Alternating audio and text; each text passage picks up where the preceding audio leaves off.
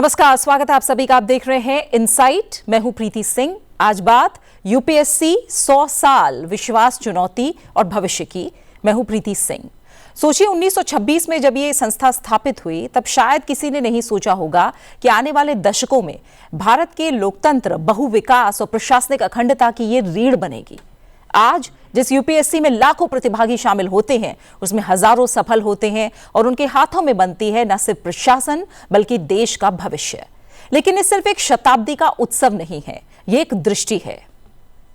Meritocracy, fairness, transparency और इन मूल्यों के साथ एक modern, inclusive, citizen centric bureaucracy की नींव भी। इस शताब्दी यात्रा ने हमें सिखाया कि सेवा भावना, प्रतिबद्धता और संविधान प्रेम से भ्रष्टाचार या भेदभाव से ऊपर उठकर देश को संचालित किया जा सकता है। हमारा मकसद आज सिर्फ जश्न मनाना भर नहीं है, बल्कि शताब्दी यात्रा की असल कहानी पढ़ने के साथ ही किस तरह से यूपीएससी ने अपना ये सफर तय किया है और एक तरह से हम कहें तो एडमिनिस्ट्रेटिव न्यूट्रलिटी को देश की सेवा में बदला। आने वाले वर्षों में इसे और कैसे बदला जा सकता है। जब हमने शताब्दी समारोह देखा, इस दौरान लोकसभा स्पीकर ने इसमें शिरकत की और उन्होंने कहा कि हालिया शताब्दी समागम में यूपीएससी को राष्ट्र निर्माण का एक स्तंभ बताया उन्होंने और कहा कि उसकी इम्पार्शियलिटी और ट्रांसपेरेंसी की तारीफ करनी चाहिए। यूपीएससी की 100 वर्ष की यात्रा इस देश के प्रशासनिक ढांचे, वहां की पारदर्शिता, वहाँ की जवाबदारी, वहाँ की निष्पक्षता, वहाँ की गोपनीयता केवल भारत में नहीं दुनिया के लिए भी यह संस्था आज मार्गदर्शक के रूप में है। और इस 100 वर्ष की यात्रा में इस संघ लोक सेवा आयोग के अंदर जिन महानुभावों ने योगदान दिया, अपने विजन से, अपने कार्य से और अपने समय की परिस्थितियों के अनुसार इसकी निष्पक्षता, ईमानदारी, गोपनीयता, मर्यादा, प्रतिष्ठा बनाए रखी, वह सब लोग बधाई के पात्र हैं। वहीं प्रधानमंत्री के प्रिंसिपल सेक्रेटरी डॉक्टर पीके मिश्रा ने मंच से कहा कि सिविल सर्विस को आज भविष्य के लिए तैयार यानी फ्यूचर रेडी बनाने के लिए सिलेक्शन, लाइफ लॉन्ग लर्निंग और आउटकम ओरिएंटेशन पर ज्यादा जोर देना चाहिए। It is indeed a moment to pay tribute to the sagacity of the founding fathers of our Constitution, those that envisioned the role of UPSC as a constitutional body. It is time to remember the wisdom of the visionaries who shepherded the Commission through its formative years. I also compliment the endeavors of successive generations of chairpersons, members, other officers and staff who have ensured that the Commission continues to live up to the principles of fairness and merit through these challenging years.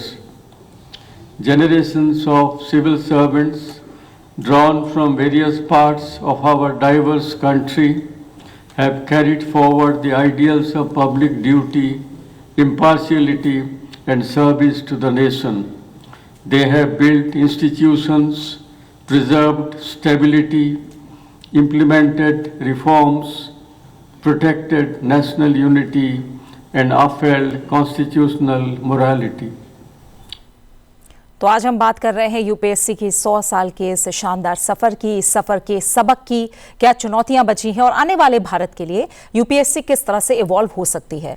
आज हमारे साथ दो बेहद खास मेहमान जुड़ रहे हैं इस चर्चा में।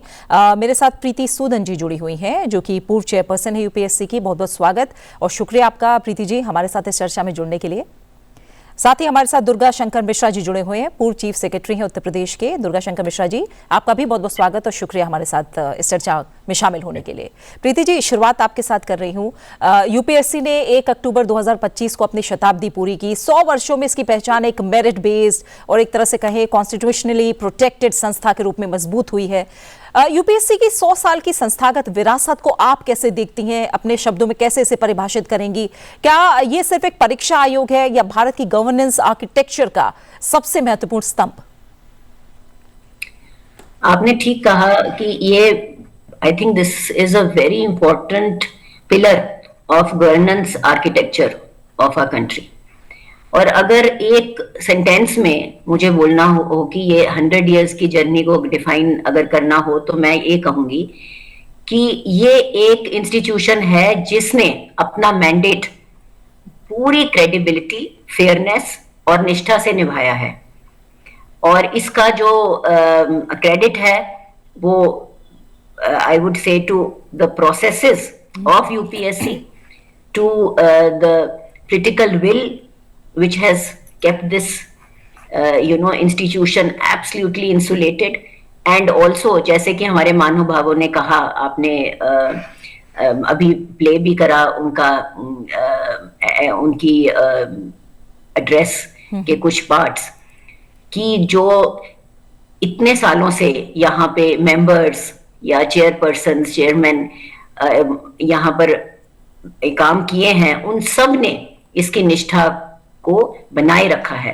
सो this institution is actually I would say a very very important pillar of our governance architecture. बिल्कुल। दुर्गा शंकर जी, अगर आपका शुरुआती कमेंट में समझूं तो शताब्दी सम्मेलन की अगर बात करें तो 3 सबसे बड़ी थीम रही है इस बार: selection, reform, training overhaul, digital transformation. इन तीनों में से वो कौन सी दिशा है जो आपको लगता है कि अब अगर हम आने वाले 10 से 15 साल की बात करें तो भारत की जो ब्यूरोक्रेसी है उसे फंडामेंटली बदल सकती है?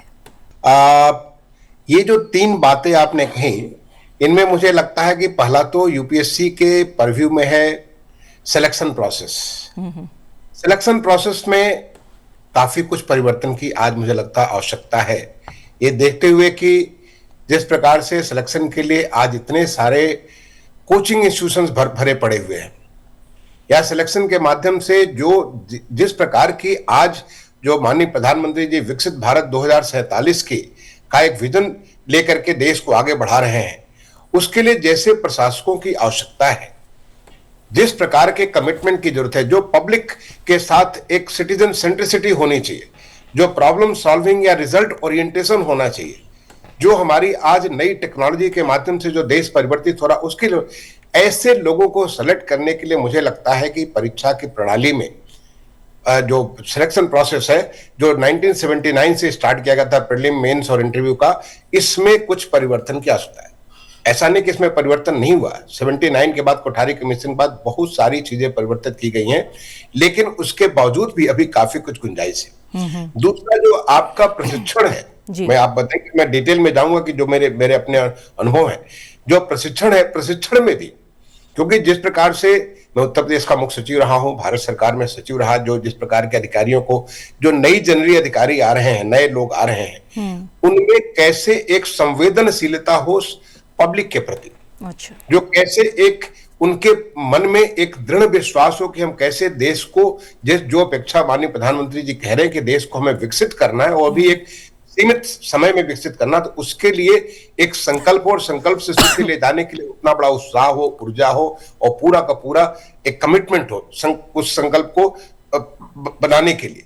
तो इसको लाने के लिए हमारा जो प्रशिक्षण की जो प्रणाली है उसमें भी परिवर्तन हुआ, लेकिन अभी मुझे लगता है कि उसमें काफी कुछ परिवर्तन की आवश्यकता है, जिससे कि देश को हमें ऐसे लोग मिले कि जब वो फील्ड में पहुंचे या सचिवालय में पहुंचे तो उसी संबद्धता के साथ जुड़ जाए, उसी सर्विस का जो ओरिएंटेशन है कि जो हम पब्लिक के लिए काम कर रहे हैं 24/7, हम अपने देश के लोगों के जीवन को सुधार करने के लिए, उनको ईज ऑफ लिविंग करने के लिए काम कर रहे हैं, व्यवस्था को, ईज ऑफ डूइंग बिजनेस व्यवस्था को हम बेहतर करने के लिए काम कर रहे हैं, उस प्रकार की संबद्धता के साथ काम करें, क्योंकि यहाँ से जो लोग सेलेक्ट होकर के आते हैं वो बहुत ही महत्वपूर्ण पदों पे होते हैं, बहुत महत्वपूर्ण जिम्मेदारियां, बहुत सारी उनको निर्णय लेने की शक्ति होती है, कॉन्स्टिट्यूशन के माध्यम से या हमारे देश के नियम कानून बने हुए उसके माध्यम से बहुत कुछ अधिकार होता है उनको करने के लिए, तो वो पूरी पूरी हमारे प्रशासनिक तंत्र में एक नया परिवर्तन ला सकते हैं, एक नए भारत की संकल्पना को पूरा करने के लिए व्यवस्था को सुदृढ़ कर सकते हैं। बिल्कुल।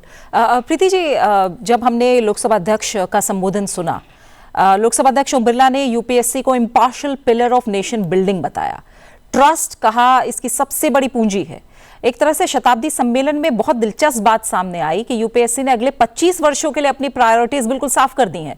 सिलेक्शन को और आधुनिक बनाना, ट्रेनिंग को ज्यादा प्रैक्टिकल बनाना, डिजिटल इनोवेशन को तेज करना। आपके अनुभव में जो नई प्राथमिकताएं हैं, इनमें कौन सी दिशा सबसे ज्यादा ट्रांसफॉर्मेटिव साबित हो सकती है, जो आने वाले वर्षों में जो हमारी सिविल सर्विसेज है उसे और सक्षम बनाए, सिटीजन सेंट्रिक बनाए, फ्यूचर रेडी बनाए? देखो, अगर हम बात करें कि कौन सा चेंज सबसे इंपॉर्टेंट है, तो मैं ये कहूंगी कि इकट्ठे मिलकर ये सब चेंजेस बहुत इंपॉर्टेंट है। बट जैसे मेरे कोलीग दुर्गा शंकर जी ने भी बोला, और आई ऑल्सो एग्री, कि technology is the most transformative input in this change. And I will say this for the following reason, that with increasing and we are living in an information age, incidentally. So in information age mein visibility, the civil servants has increased. So therefore technology kaise use ho, technology mein kaise hum civil servants ka selection ठीक कर पाए, कैसे उनको हम training दें कि भाई technology has to be used for the welfare of the people. लोगों को एक्सेस, लोगों को फेयरनेस, लोगों को जस्टिस मिले, इसके लिए हम टेक्नोलॉजी को कैसे अडॉप्ट करें, आई think this is the most transformative tool. बिल्कुल। और दुर्गा शंकर जी, जब पीके मिश्रा ने अपना संबोधन दिया, उन्होंने कहा 21वीं सदी के लिए सिलेक्शन को रीइमेजिन करना होगा, कॉम्पिटेंसीज, स्पेशलाइजेशन, अडेप्टेबिलिटी, इन सब की बात उन्होंने कही। तो अगर पूरे प्रोसेस को समझे, क्या प्रीलिम्स, मेंस, इंटरव्यू पैटर्न आज की गवर्नेंस की जो कॉम्प्लेक्सिटीज हैं उनके लिए पर्याप्त हैं, या हमें सिलेक्शन को नए ढांचे में रीइमेजिन करने की भी जरूरत है आज आपकी नजर में? अब बिल्कुल बहुत सारा परिवर्तन करने की जरूरत है। आप देखिए, सोचिए, एक कोई बच्चा जो होता है इम्तहान देने के लिए बहुत अच्छा, उसने ग्रेजुएशन किया, पोस्ट ग्रेजुएशन किया, प्रीलिम्स इम्तहान दे रहा है, पहले बार नहीं हुआ, दूसरे बार नहीं हुआ, तीसरे बार नहीं हुआ, चौथे बार नहीं हुआ, पांचवें बार जाके प्रीलिम्स होता है, मेंस होता है, इंटरव्यू करके बड़ा अच्छा रैंक ले आता है। कोई होता है जो कि पहले बार उसका प्री में हो जाता है, लेकिन आगे उसका 4 बार अटेम्प्ट करता है, उसका प्री में सिलेक्शन नहीं होता है। वो तो वही रहता है, उसका नॉलेज वही रहता है, उसका ज्ञान उसमें तो परिवर्तन कर रहा है, लेकिन उसके बावजूद भी उसकी इतनी ज्यादा अनसर्टेनिटी यूपीएससी में हो गई है। जो मैं बच्चों को देखता हूं, मैंने इम्तिहान दे, मैं दिल्ली में था और वहां पे मैं देखता था, तमाम सारे उनके पेरेंट्स से बात करता था, तो देख करके बड़ा ये लगता है कि भाई इतनी सारी अनसर्टेनिटी की होगी। क्या हम एक प्रीलिम्स देकर के कह सकते हैं चलो तुम अगले 3 इम्तिहान दे सकते हो या 5 इम्तिहान दे सकते हो? जो परीक्षा की प्रणाली है पूरी 12 महीने लग जाते हैं। इतनी ज्यादा परीक्षा की 12 महीने लगने के, आज टेक्नोलॉजी के युग में 12 महीने आपको परीक्षा देने में क्यों लग जाता है? क्या आप एक बार प्री देकर के अगले 1 साल के भीतर 3 बार आप मेन दे सकते हैं? आपका चयन होने के बाद फिर आगे जाकर के कर सकते हैं।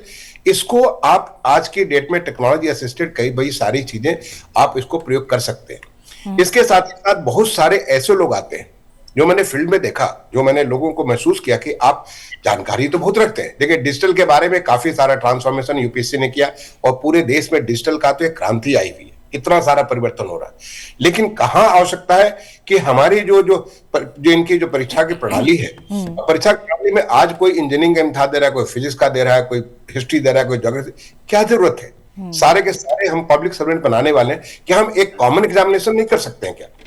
उस कॉमन एग्जामिनेशन में हमारे देश की संस्कृति क्या है, हमारे देश का इतिहास क्या है, हमारे देश का भूगोल क्या है, हमारे देश की या देश दुनिया के कॉन्टेक्स्ट में, जो ग्लोबल कॉन्टेक्स्ट में हिंदुस्तान का क्या रोल है, इकोनॉमिक्स क्या है, कैसे हम इसको इन चीजों के ऊपर आपकी गहन चिंतन को आप इसको परीक्षा नहीं कर सकते हैं क्या आप ये नहीं देख सकते हैं कि उसकी प्रॉब्लम सॉल्विंग अप्रोच है, उसका एथिकल कन्विक्शन कितना है, क्या उसकी जो बिहेवियरल, जो लोगों के साथ, आदमी के साथ बिहेवियर, क्या इस प्रकार के साइकोमेट्रिक टेस्ट आप इसको कर सकते हैं कि नहीं कर सकते हैं? तो हम परीक्षाएं तो उतनी लें, लेकिन परीक्षाएं लेकर के हम इस प्रकार से उसको डिजिटल माध्यम से कर सकें। आज देखिए, मेडिकल की परीक्षा, इंजीनियरिंग की परीक्षा, बहुत सारी परीक्षाएं आज डिजिटल माध्यम से होती हैं। आप कहेंगे कि हो सकता है कि गांव के लोग, जैसे मैं खुद गांव का रहने वाला हूं, गांव के लोगों को एक डिजिटल डिवाइड, उनको प्रॉब्लम होगी कि उनको इतना कॉम्पिटेंसी नहीं है। ऐसा नहीं, उनको भी डिजिटल कॉम्पिटेंसी है। हाँ, थोड़ा उन्हें प्रैक्टिस की जरूरत है। क्या ऐसे लोगों को प्रैक्टिस देने के लिए प्रैक्टिस देने के लिए बहुत सारे इंस्टीट्यूशन है, वहां पे आप उनको ऑन कॉस्ट यूपीएससी बेयर कर सकती है, गवर्नमेंट बेयर सकती है। उनको प्रैक्टिस की जरूरत है, एक बार प्रैक्टिस हो जाए तो फिर वो टेस्ट ले सकते हैं। आफ्टर ऑल वो मेडिकल का टेस्ट लेते हैं, इंजीनियरिंग का टेस्ट लेते हैं, तो यूपीएससी का टेस्ट क्यों नहीं ले सकते? इसके साथ ही साथ मतलब हमें ऐसा लगता है कि ये एक थोड़ा गैप को, जो इतने सारे मशरूम इतने कोचिंग इंस्टीट्यूशन बन गए, जगह जगह कोचिंग इंस्टीट्यूशन बन गए, लगता है कि कोचिंग नहीं करें भाई। हमने जब इम्तिहान दिया, हमने तो कोई कोचिंग नहीं ली थी, हमने सीधा सीधा इम्तिहान दिया, इंटरव्यू भी दे दिया और सिलेक्शन भी हो गया। लेकिन आज लगता है कि अगर कोचिंग नहीं तो सिलेक्शन नहीं, एक तरह से मस्ट हो गया। लोगों के बच्चों के दिमाग में इतना प्रेशर हो गया, पेरेंट्स को जिनके पास इतना वेर विदाल नहीं है, वो अपने बच्चों के जमीन बेच करके, अपनी जायदाद बेच करके बच्चों को दिल्ली ताकि वो कोचिंग करें, और तमाम सारे बड़े बड़े इंस्टीट्यूशन की इतनी हाई फीस के ऊपर कोचिंग है। क्या आप ऐसा नहीं कर सकते कि इस प्रोसेस आप थिंकिंग को ज्यादा प्रायोरिटी दीजिए? आपकी जो ट्रेनिंग करके बार बार उनको घटा करके जो ट्रेनिंग इंस्टीट्यूशन कर देते हैं, उस घटाई से जो है जो बार बार रिपीटेटिव उनको पढ़ाई करते हैं, उससे बाहर निकल करके लोग सोचें। जैसे साइकोमेट्रिक टेस्ट होगा, आपको सिचुएशनल टेस्ट होगा, एक सिचुएशन आपके सामने रखा जाएगा, आप सोचेंगे, आपको मेजर किया जाएगा कि भाई आप ये आदमी ऐसे मामले में डिसीजन लेता है या डिसीजन से भागता है, ये आदमी सॉल्व करता है, सोल्यूशन लाता है या प्रॉब्लम से भागता है, ये उसमें निगोशिएट करता है या निगोशिएशन से भागता है, किस प्रकार का आदमी, इसके किस प्रकार, इसके एथिकल स्टैंडर्ड किस प्रकार के, बहुत सारी चीजें हम लोग इसको टेस्ट कर सकते हैं और ऑनलाइन टेस्ट कर सकते हैं। ठीक है। तो मुझे लगता है कि जो पूरी यूपीएससी की परीक्षा में आज भी जो एक सब्जेक्ट आप ले रहे हैं, हाँ। या प्रीलिम्स की जिस प्रकार की आप व्यवस्था कर रहे हैं, जिससे कितनी सारी अनसर्टेनिटी हो गई है, बिल्कुल ठीक है, सकता है कितना बढ़िया लगता है, इसमें बहुत कुछ परिवर्तन किया। जी। और जो दुर्गा शंकर जी कह रहे हैं प्रीति जी, जाहिर तौर पर हमें इसके लिए कुछ रिफॉर्म्स की जरूरत होगी। अगर हम देखें तो आर्टिकल 315 से 323 में यूपीएससी को कॉन्स्टिट्यूशनल ऑटोनॉमी दी गई है, पर रिफॉर्म्स की मांग हमेशा बनी रहती है। तो ऑटोनॉमी और अकाउंटेबिलिटी के बीच कौन सा संतुलन यूपीएससी जैसे आयोग के लिए सबसे आदर्श होगा, ताकि ऑटोनॉमी भी बनी रहे और रिफॉर्म्स भी तेजी से लागू हो सके? देखो, इन 100 सालों में ऑटोनॉमी और अकाउंटेबिलिटी दोनों का बैलेंस यूपीएससी ने बहुत बढ़िया तरह से मेंटेन करा है, और इसका श्रेय पॉलिटिकल विल, एडमिनिस्ट्रेटिव मशीनरी और यूपीएससी के प्रोटोकॉल्स और यूपीएससी के प्रोसेसेस को जाता है। एंड आई एम श्योर कि ये बैलेंस मेंटेन होगा आगे भी। रिफॉर्म्स के लिए ये नहीं है कि you have to actually undergo or surrender your autonomy. No, it is a consultative process. It's a process which takes place over a period of time, and I'm sure कि ये दोनों accountability और autonomy आगे भी maintain होंगे। ठीक है। और दुर्गा शंकर जी, जब कई अध्ययन की हम बात करें तो रिक्रूटमेंट में regional linguistic socio economic diversity को बढ़ाने की गुंजाइश दिखती है। ऐसे में यूपीएससी की जो लैंग्वेज पॉलिसी है, आउटरीच और एग्जाम डिजाइन है, आपने अभी मोटे तौर पर बात की है एग्जाम के पैटर्न को लेकर, तो क्या लग रहा है कि डाइवर्सिटी बढ़ाने के लिए भी ये पर्याप्त है, या हमें थोड़ा सा सिस्टम लेवल बदलावों की तरफ भी देखना चाहिए? क्योंकि लगातार हम बात कर रहे हैं कि 100 साल का सफर तो हमने तय किया है, लेकिन आगे किस तरह के सुधार हो ताकि हम फ्यूचर रेडी यूपीएससी तैयार कर सके? देखिए प्रीति जी, मुझे लगता है कि यूपीएससी ने इस दिशा में बहुत कोशिश किया है। आप अगर यूपीएससी से जो सिलेक्शन बच्चों का होता है, अगर उसका पैटर्न देखें तो करीब 60% लोग ऐसे हैं जो कि गांव के वातावरण से आते हैं या छोटे टाउन के वातावरण से आते हैं, अलग अलग मीडियम से अलग अलग लैंग्वेजेस के आते हैं। तो इस प्रकार का एक डाइवर्सिटी या सोशल इक्विटी के बारे में यूपीएससी ने बहुत कुछ कोशिश किया है। मुझे लगता है कि एक बार ये कोचिंग इंस्टीट्यूशन के ऊपर लगाम लगा दे यूपीएससी, हाँ। जो कि ये लगातार जो अलग अलग विषयों पे बच्चों को रिपीटेटिव तरीके से जो उनको कर रहे हैं, अगर इसके ऊपर यूपीएससी इस पे विचार करना पड़ेगा। मुझे लगता है जैसा कि प्रीति जी ने कहा, प्रीति सूदन से मैं 100% सहमत हूं। कंसल्टेटिव प्रोसेस से इसमें जैसे लोग जो कि सिविल सर्वेंट्स रहे हैं, जिन्होंने इम्तिहान दिया है, जो बाहर के लोग हैं, बहुत सारे पेरेंट्स, हर कोई परेशान है।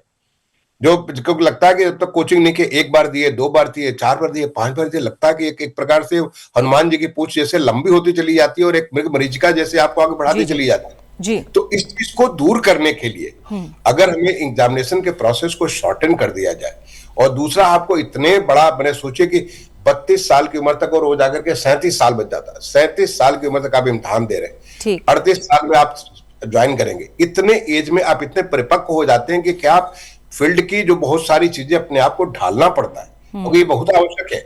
सरकार की नीतियों को सरकार हमारी नीति बनाती है, उन नीतियों को बनाने में हम मदद करते हैं, अपने सरकार की मदद करते हैं।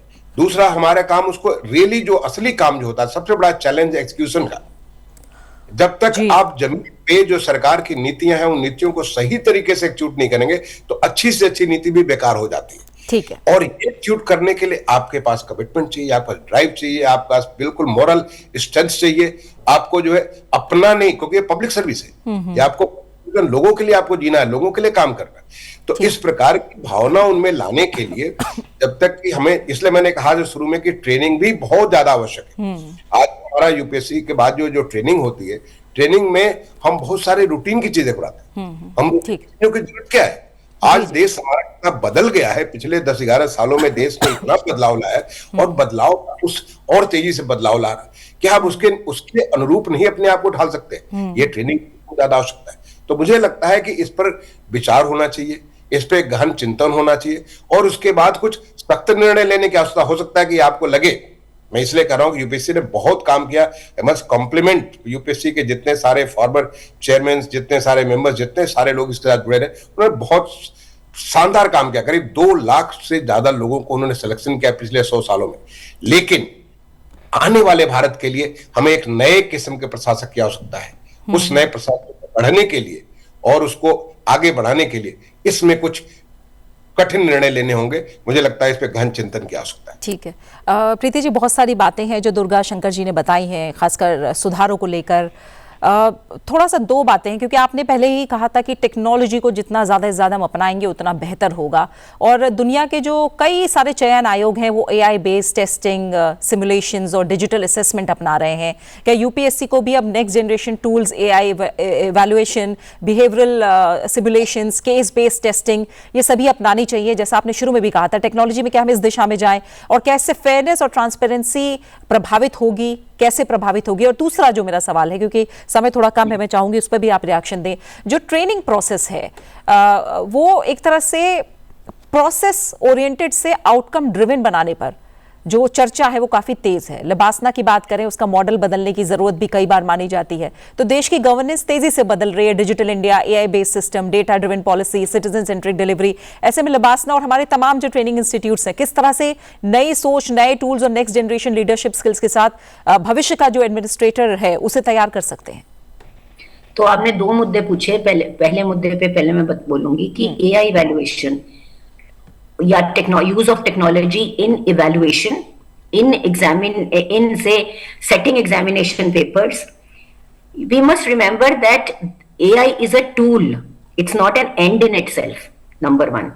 और इसका जो यूज है वो वेरियस एस्पेक्ट्स ऑफ सिलेक्शन में हो सकता है। मेरे टाइम में हमने शुरू भी किया, जैसे AI बेस्ड कैमरा हमने at the entrance of examination centres and in corridors लगाया।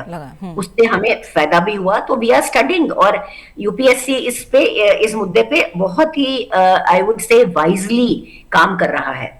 और हमारे principal secretary to PM Mishra sir ने भी, जो बहुत ही एक्सपीरियंस्ड हैं, उन्होंने भी कहा कि we have to use these tools with diligence, with wisdom, so that we adopt change wisely. पहला मुद्दा तो ये। दूसरा, आपने लिबासना की बात करी, सो उसमें I would like to say to you that you are right, not only in Labasna I would say, but in all training institutions of civil services, चाहे IRS हो, चाहे customs हो, उसमें रिफॉर्म की जरूरत है, और वो रिफॉर्म कर भी रहे हैं। सो जैसे दुर्गा शंकर जी ने भी बोला, एंड आपने भी कहा, और हमारे महानुभाव ने भी सैनिटरी सेलिब्रेशंस में कहा कि case studies based training, ethical based training, आपस में व्यवहार कैसे, जनता से की अकाउंटेबिलिटी आपको कैसे होनी है, सोशल मीडिया का challenge, I call it a challenge because it is again a very important tool which can be a barrier and which can be a extremely unavoidable source of information. So therefore इन सबको balance करते हुए हमें अपने training modules बदलने हैं, and I am happy to share that ये हो भी रहा है। सो बट इसकी पेस थोड़ी सी हमें और बढ़ानी है। ठीक है, थैंक यू। ठीक है। और आखिर में दुर्गा शंकर जी, बहुत छोटा सा कमेंट, क्या ऐसा है कि हमारे चैलेंजेस अलग है दुनिया के मुकाबले, या फिर हम भी जो ग्लोबल बेस्ट प्रैक्टिसेस हैं उनमें से किसी से सीख ले सकते हैं? ये ग्लोबल बेस्ट प्रैक्टिसेस से सीख तो हम ले सकते हैं, लेकिन उसको कॉपी नहीं कर सकते हैं। ठीक है। बहुत सारी चीजें हैं, जैसे कि फॉर एग्जांपल लोगों को टेन्योर बेस्ड पोस्टिंग होती है। हमारे यहाँ भी टेन्योर बेस्ड पोस्टिंग कर सकते हैं, लेकिन वहां पे अकाउंटेबिलिटी बहुत हाई रखनी पड़ेगी। ये व्यवस्था में हमें परिवर्तन करना पड़ेगा कि जैसे कैसे अकाउंटेबिलिटी हो। दूसरा, हमारा सिचुएशन थोड़ा अलग है। हमारा सिचुएशन, आज हम देश में एक विकासशील देश से विकसित बनने जा रहे हैं, तो इसके लिए हमें जो पब्लिक को भी साथ जोड़ने की जरूरत है।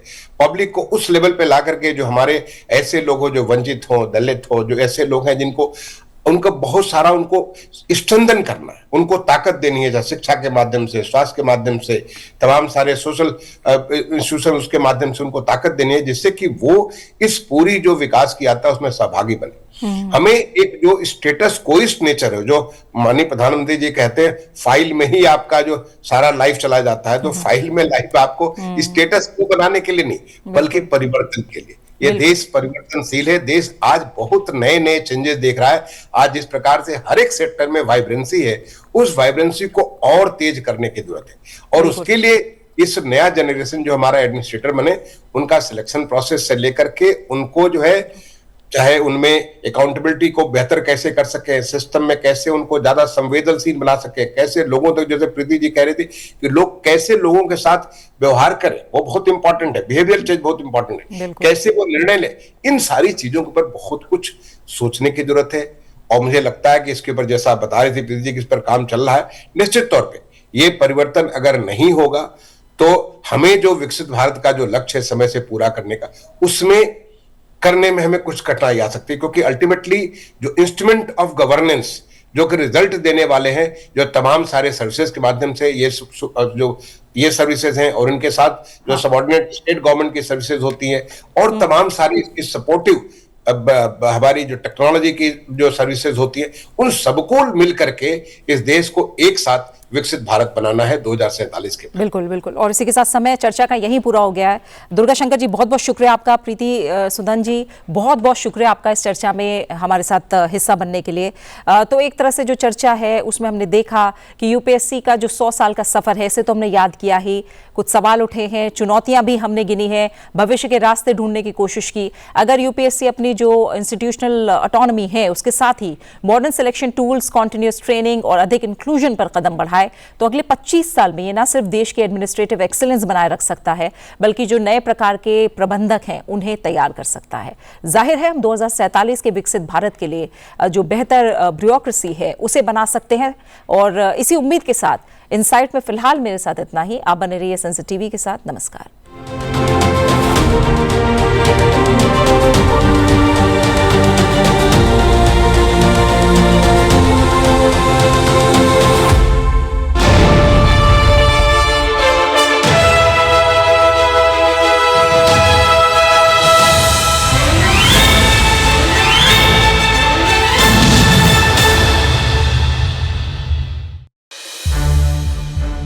सनसेट टीवी के और भी प्रोग्राम्स देखने के लिए सब्सक्राइब करें हमारा YouTube चैनल और हाँ, इन्हें लाइक और शेयर करना ना भूलें।